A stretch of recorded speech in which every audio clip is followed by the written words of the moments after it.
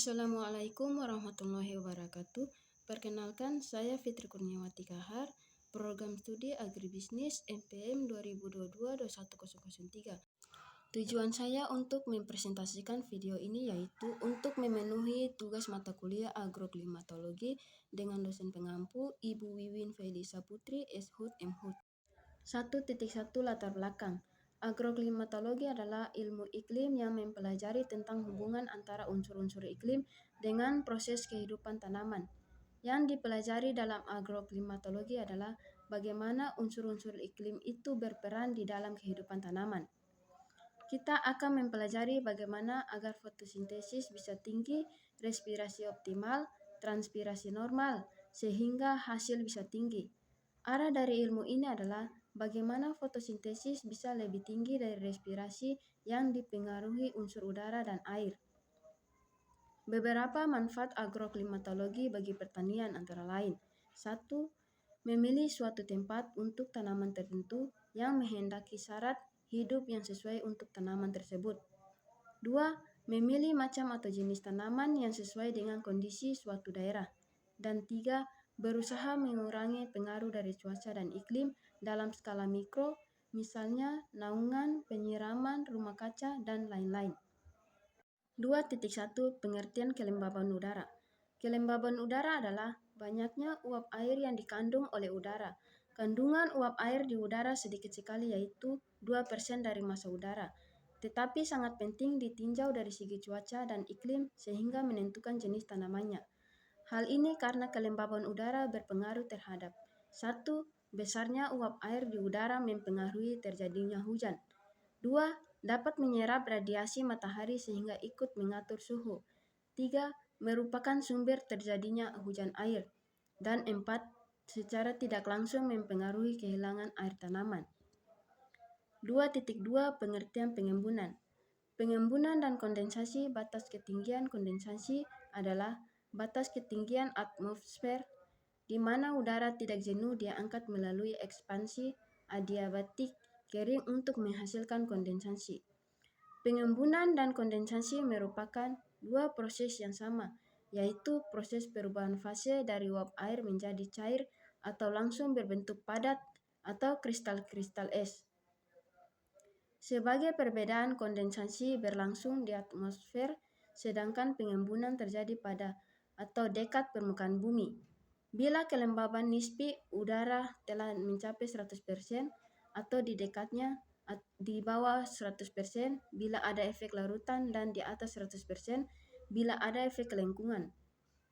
Atau bila udara telah mencapai titik jenuh, maka terjadilah pengembunan atau kondensasi. Hasil pengembunan atau kondensasi tergantung pada titik embun. Bila titik embun di atas 0 derajat Celcius atau titik beku, maka akan terjadinya embun, kabut, dan awan.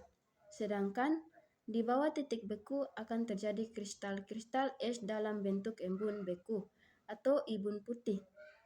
Ritme atau hujan es, salju, dan awan dingin. Pendinginan dapat terjadi karena A. Pancaran keluar dari massa udara, B. Rambatan atau sentuhan dengan permukaan yang lebih tinggi, dan C. Percampuran dari massa udara dengan suhu dan kelembaban yang berbeda. Embun dan embun putih merupakan hasil dari pengembunan dekat permukaan bumi karena tingginya radiasi bumi efektif oleh karena cuaca dalam keadaan cerah dan anginnya sangat lemah. Sedangkan ritme terjadi karena butir-butir air yang kelewat dengan menyentuh benda-benda dingin. Kabut merupakan hasil pengembunan atau kondensasi yang berlangsung dekat permukaan bumi, yang terdiri atas kabut pancaran dan kabut adveksi. Kabut pancaran yang terjadi pada daratan juga dikenal sebagai kabut inverse permukaan. Kabut inverse ini didukung oleh keadaan stabil atmosfer, langit cerah, dan angin lemah. Proses kondensasi di atmosfer biasanya didahului dengan proses pendinginan udara. Proses-prosesnya adalah sebagai berikut. 1. Udara yang naik secara konveksi, konvergensi, atau orografik. 2. Hilangnya panas oleh radiasi. 3. Penyentuhan dengan permukaan yang lebih tinggi. Dan yang keempat, pencampuran dengan udara yang dingin, titik embun adalah besarnya temperatur atau suhu pada saat bertepatan dengan jenuhnya udara oleh uap air. Peran embun terhadap tanaman adalah 1. Peranan pasif, yaitu menghambat kenaikan suhu dan menekan transpirasi tanaman sepanjang hari. Dan yang kedua, peran aktif, yaitu pengambilan oleh tanaman dan memasuki siklus yang dinamis. Assalamualaikum warahmatullahi wabarakatuh. Saya di sini Risna Utobubu, Prodi Manajemen Hutan semester 3. Di sini saya akan menjelaskan sedikit materi tentang satuan kelembaban udara. Satuan kelembaban udara berbagai macam cara dalam menyatakan kandungan tekanan uap air di atmosfer. 1.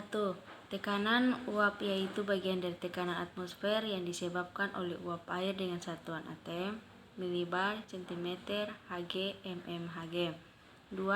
Kelembaban spesifika yaitu berat uap air per satuan berat udara termasuk berat uap airnya, misalnya gram atau kilogram udara. 3. Kelembaban absolut yaitu berat uap air per satuan volume udara, misalnya gram atau M3 udara. 4. Kelembaban relatif RH relatif humidity yaitu perbandingan antara uap air yang betul-betul ada di udara dengan jumlah uap air dalam udara tersebut. Juga dapat temperatur dan tekanan yang sama udara tersebut jenuh dengan uap air. Lanjut pengertian kelembaban tanah. Kelembaban tanah adalah air yang mengisi sebagian atau seluruh pori-pori tanah yang berada di atas water table Jamulnya dan Suratman 1993. Definisi yang lain menyebutkan bahwa kelembaban tanah menyatakan jumlah air yang tersimpan di antara pori-pori tanah. Kelembaban tanah sangat dinamis. Hal ini disebabkan oleh penguapan melalui permukaan tanah, transpirasi dengan perkolasi Suryono dan Sudarmadil 1997.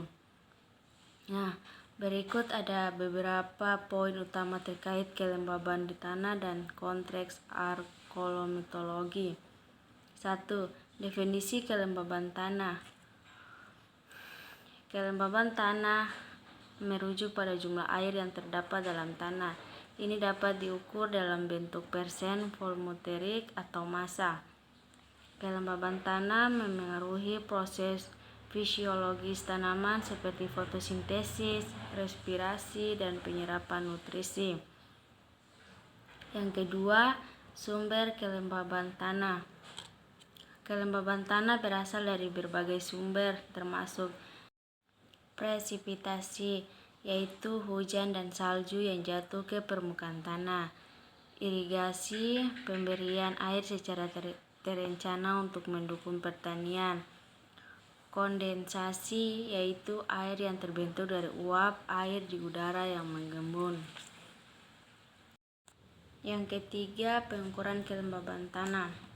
Beberapa metode yang digunakan untuk mengukur kelembaban tanah meliputi sensor kelembaban tanah, alat yang menggunakan teknologi untuk mengukur kadar air.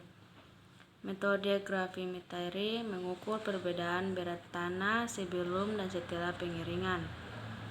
Yang keempat, faktor yang memengaruhi kelembaban tanah. Jenis tanah. Tanah berpasir memiliki kemampuan retensi air yang lebih rendah dibandingkan tanah liat. Vegetasi yaitu tanaman berfungsi sebagai penahan air, mengurangi evaporasi. Iklim, curah hujan, dan suhu memengaruhi tingkat evaporasi dan transpirasi. Yang kelima, dampak kelembaban tanah dan pertanian, yaitu ketersediaan nutrisi. Kelembaban yang cukup mendukung ketersediaan nutrisi bagian tanaman. Pertumbuhan dan hasil tanaman, yaitu kelembaban yang tidak memadai dapat mengakibatkan secara stres pada tanaman, memengaruhi pertumbuhan dan hasil. Kondisi tanah, kelembaban berlebih dapat menyebabkan genangan, sedangkan kekurangan dapat mengakibatkan tanah menjadi kering. Yang keenam, Manajemen kelembaban tanah. 1. Praktik manajemen yang baik dilakukan untuk menjaga keseimbangan kelembaban tanah seperti pengaturan irigasi, menyesuaikan jumlah air yang diberikan berdasarkan kebutuhan tanaman dan kondisi cuaca. Yang ketiga, penggunaan mulsa mengurangi evaporasi dan menjaga kelembaban tanah.